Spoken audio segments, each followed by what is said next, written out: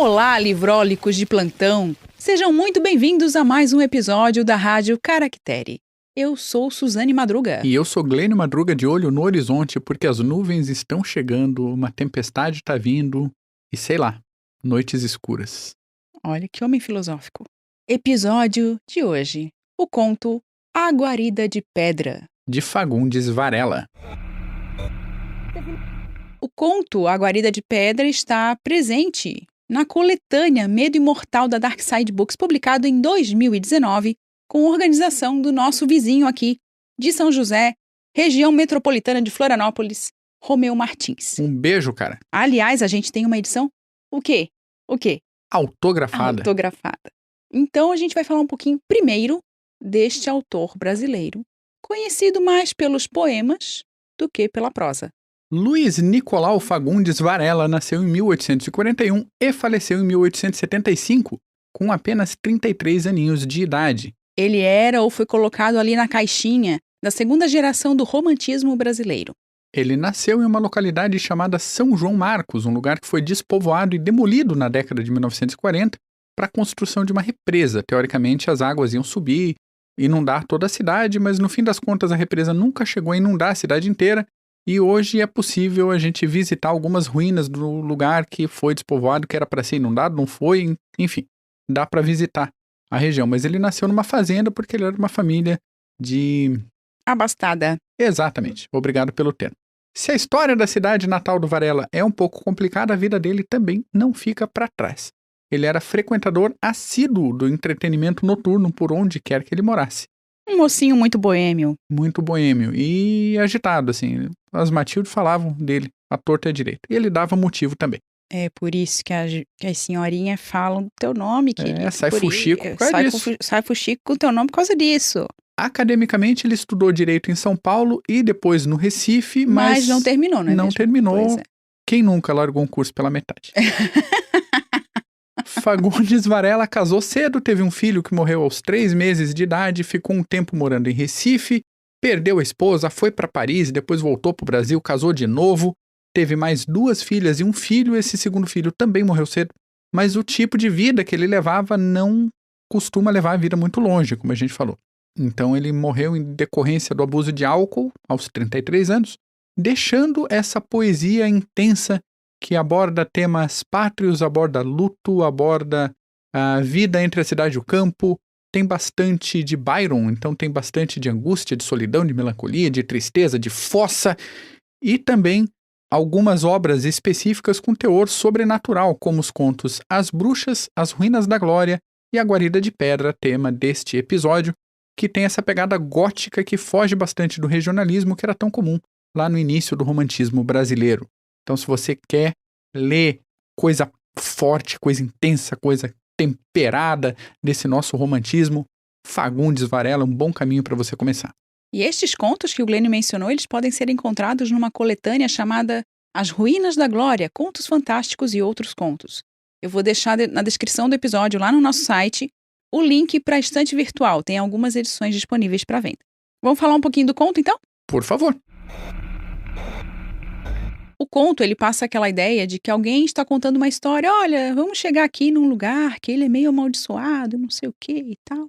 E trata de uma guarida que é considerada amaldiçoada e de um certo soldado André que tem medo daquela guarida e ele é colocado no posto, né, no momento da sua ida para servir na guarida, né? Ele vai ficar ali como vigia. Só que ele não quer, ele tem medo. Ainda assim, ele vai, faz nas calças, como dizem por aqui, e o medo é uma coisa que é a presença nesse conto. É o medo desse lugar amaldiçoado. Tem essa questão do sobrenatural, porque tem ali umas figuras muito estranhas que são relatadas no conto, que aparecem meio que para impressionar ou talvez para fazer outras coisas mais perigosas com a pessoa que está ali com medo na guarida. Um tom do conto que a gente pode dar para vocês é o seguinte, que é alguém contando sobre essa história.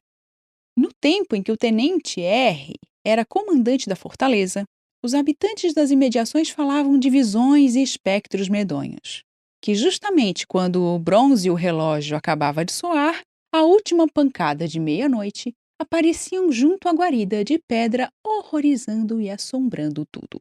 Os soldados tinham se tornado escravos de um terror sem limites. Pediam de contínuo ao comandante que tivesse compaixão deles, que os poupasse as cenas diabólicas que só iam acontecer todas as noites, que mandasse enfim benzer por um padre aquela guarida maldita. Porém, ele sorria-se desdenhosamente, chamava-os de medrosos e covardes e os obrigava a tomar seu posto. Esse é o tom do texto. Na verdade, o tom é meu, o texto é de Fagundes Varela. Porque a gente tem aqui esse conto tenebroso, essa história que causa aquele receio, aquele medo. E na apresentação desse conto na coletânea, a gente tem algumas indicações. Na verdade, uma indicação, a indicação de um texto do pesquisador João Pedro Belas, que é o Terror e Deleite, o Sublime e Terrível em A Guarida de Pedra, de Fagundes Varela. Nesse texto que a gente foi atrás, e está bem interessante também, o link vai estar lá na descrição, nós temos que as narrativas com aspectos encontrados na escola gótica inglesa do século XVIII e XIX estão presentes no conto de Varela. Muito. Como o Glênio mencionou, ele era aquela pessoa que seguia a linha byroniana. Então a gente tem aí esse ar byroniano pousando, pairando, na verdade pairando, sobre o conto do Fagundes Varela. O texto do João Pedro Belas vai tratar de uma outra obra, que é do Edmund Burke, que é uma investigação filosófica sobre a origem de nossas ideias do sublime e do belo. E ele vai fazer uma relação muito interessante com este conto do Varela. Então fica aí a recomendação para leitura. Tem link? Tem link? Vai ter link no nosso site. E um dos trechos que me chamou a atenção na leitura desse texto foi o seguinte. Na literatura gótica europeia, podemos identificar alguns exemplos recorrentes de espaços narrativos. Castelos fechados e escuros, igrejas em ruínas, florestas exuberantes e amedrontadoras, dentre outros. No Brasil, embora seja possível identificar narrativas ambientadas em alguns desses lugares arquetípicos, as obras recorrentemente os adaptam a ambientes tipicamente nacionais. E daí a gente tem uma guarida. O que é uma guarida, Sr. Glênio Madruga II? Que é essa pessoa que gosta da história, que fala lá dos ambientes desse lugar, porque esse lugar é representado com toda uma atmosfera de terror. E que lugar é esse? A gente precisa dar uma atenção muito grande para a ambientação nesse conto, né? Só pegando esse gancho do ambiente gótico, a gente tem algumas obras no Brasil que transportam esse ambiente, por exemplo, para uma casa colonial. Sim. Uma mansão de grande plantação, que tem o ambiente da senzala, que tem, de repente, quartos abandonados, corredores escuros. Só que o que mais se aproxima de um castelo gótico no Brasil são fortificações militares. Que a gente pensar a origem dos castelos europeus eram fortificações militares. Era a torre de menagem, uma barreira de pedra, e a partir disso se evolui para palácios e tal. Inclusive, tem histórias bem interessantes aqui em Florianópolis, Santa Catarina, sobre o forte de Anhatomirim. Dizem que é possível ouvir barulhos estranhos à noite, naquele lugar que teve lá assassinato e... Eu não duvido e eu não quero tirar a prova. Melhor não. Também forte de não ratones, exato, tem uns papos eles assim. têm umas histórias. Aqui tem alguns fortes aqui em Santa Catarina e a gente tem aí algumas historinhas que principalmente os guias contam, os historiadores adoram. E a gente vai falar um pouquinho agora dessa questão da guarida. Que guarida era essa? Esse conto se ambienta no forte de São João de Bertioga, também conhecido como Forte de São Tiago, que é uma fortificação que foi construída ou que começou a ser construída lá no século XVI, no litoral de São Paulo. Então, ela é considerada a fortificação mais antiga do Brasil. A primeira construção foi bem simples, era um entrincheiramento com uma casinha e uma paliçada de madeira em volta, e conforme os anos foram passando, diversas reformas, ampliações foram feitas até chegar na configuração que a gente pode ver hoje se a gente for lá visitar o local. É um forte pequenininho, bem bonitinho, bem interessante. Para quem já leu sobre as viagens do Hans Staden, as viagens ao Brasil do Hans Staden, aquele alemão que se perdeu, só se ferrou no litoral aqui, ele comenta sobre a construção dessa fortificação em Bertioga. E aí a gente vê que o lugar era antigo o suficiente, com histórico de conflitos entre portugueses e indígenas bem propenso à criação de histórias populares, maldições, assombrações. Então, entram e saem gerações, muita gente vive e o forte está lá envelhecendo. Apesar de não ser um tema muito recorrente na história da literatura brasileira, no ensino da literatura brasileira, inclusive nas escolas, é um tema muito recorrente no meio popular. Então, o meio popular fala dessas histórias. Quem nunca ouviu falar da mulher de branco? Bom, Mas é nela que eu ia chegar agora, porque a gente tem a fortificação e a gente tem a guarita. A guarita é aquele local, normalmente nas pontas, né, nas arestas da fortificação, que o soldado fica sozinho fazendo a vigilância para ver se não vai ter um ataque, para ver se não vai ter alguma infiltração, um negócio assim. A gente já começa a transitar num limiar entre as histórias típicas do meio militar e as histórias populares. Que assim, militar também é gente, a princípio. E as tá ali histórias... juntinho com o pessoal que conta as histórias aí. Exatamente. Tanto que, voltando à história das fortificações aqui de Santa Catarina, não chegava tanto suprimento assim dos meios militares. Então, a vida civil em volta das fortificações fazia parte daquela comunidade, sustentava o forte. Tal, e isso aconteceu também em Bertioga. A gente tem esse conto que o narrador vai conversar com o senhor idoso. E que vai contar essa história, né? Vai contar essa história num tom de testemunho. Então, assim, ele estava vivo quando aconteceu, ele escutou alguma coisa e ele ficou sabendo e ele conta, ele tem esse tom e essa estrutura do conto lembra um pouco o Morro dos Ventos Uivantes, porque a Nelly conta um negócio que aconteceu no passado dela, que ela viu, não sei o que, a gente não confia, porque um a versão narrador dela... contando determinada história.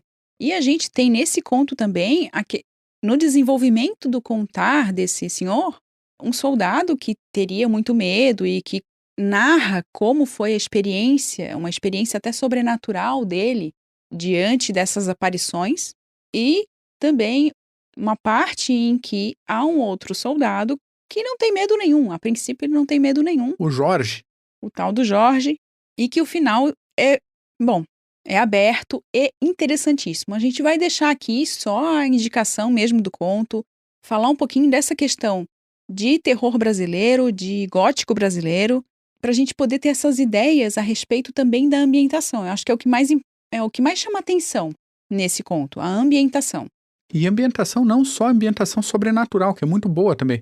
Quando acontecem os eventos na fortificação, é sempre uma noite escura, com trovões, com mar agitado, com toda aquela coisa que a gente vê muito em literatura inglesa, por exemplo, ele coloca aqui nessa fortaleza. Mas também a gente tem umas pitadas de ambientação do dia a dia. Quando o narrador fala assim, todo mundo na guarnição do forte tinha medo dessas assombrações, menos o velho Gustavo e o jovem, o pequeno Joaquim. A gente vê, peraí, tinha idoso servindo no forte e tinha adolescente, de repente uma criança um pouco mais, tinha, século XIX, meio militar, a gente sabe do emprego de jovens, sei lá, a partir dos 13, 14 anos, das escolas de aprendizes marinheiros, que tem uma aqui em Floripa também, que iam para a marinha. Então a guarnição tinha criança, adolescente? Tinha. Então são pitadas de coisinhas aqui e ali que a gente, prestando atenção, a gente pega desse contato. Outra coisa que o Varela faz é coalhar o texto de referências culturais e geográficas de outros lugares. A gente pega, por exemplo, uma referência às cartas de um viajante, da George Sand. Eu fiquei, mas tá citando George Sand aqui? E essa obra... também tem aquele aspecto também do sobrenatural, do desconhecido, do misterioso. Do misterioso, sim. Do fantástico, e a gente vai falar um pouquinho do fantástico em seguida. Essa obra da Sand foi escrita entre 34 e 36, as cartas, né? Foi publicada em 37 e republicada em 57, para a gente ver como era relativamente rápida essa questão de tradução e republicação no Brasil, porque deu tempo do Varela ter contato com isso, ler, gostar e citar numa obra dele. Além disso, a gente tem um episódio sobre George Sand aqui na Rádio Caractere. A gente vai deixar também na descrição para você ouvir se você ainda não teve acesso. E sobre o livro Senhora, do José de Alencar, cuja protagonista Aurélia também lia George Sand. E daí a gente vê também essa questão de estar no romantismo, de colocar essa autora sendo lida pelos personagens das histórias, né? Tanto em Senhora quanto aqui no conto do Varela. Outra coisa que a gente pode chamar atenção também, e que tem nos textos de referência que eu vou deixar lá na descrição do episódio, eu vou deixar alguns textos, que a gente não tem como mencionar todos aqui, que vão falar também dessa relação do Fagundes Varela com a obra, aliás, dos contos do Fagundes Varela, com um conto do Álvares de Azevedo, que é O Noite na Taverna, bem famoso. Clássico da Aliás, está literatura. também aqui na coletânea do Medo Imortal.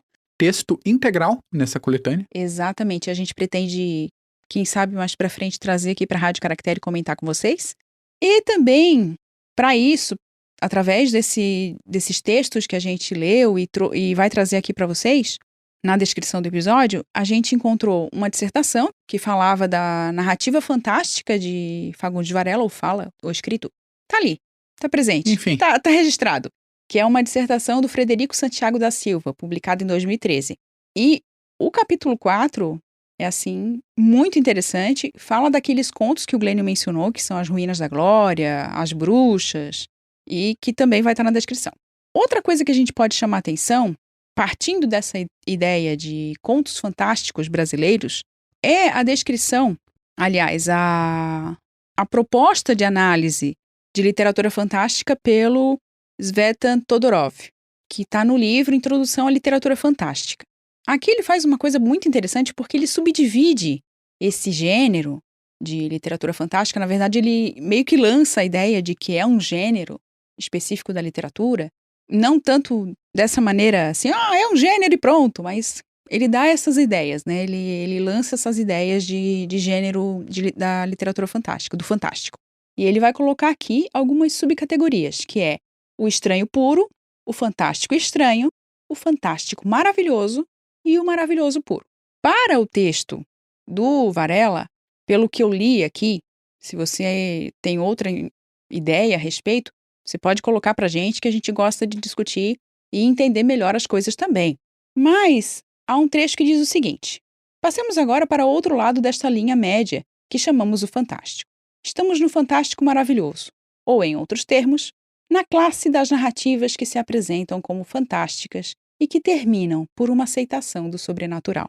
Estas são as narrativas mais próximas do fantástico puro, pois este, pelo próprio fato de permanecer sem explicação, não racionalizado, sugere-nos realmente a existência do sobrenatural. O limite entre os dois será então incerto.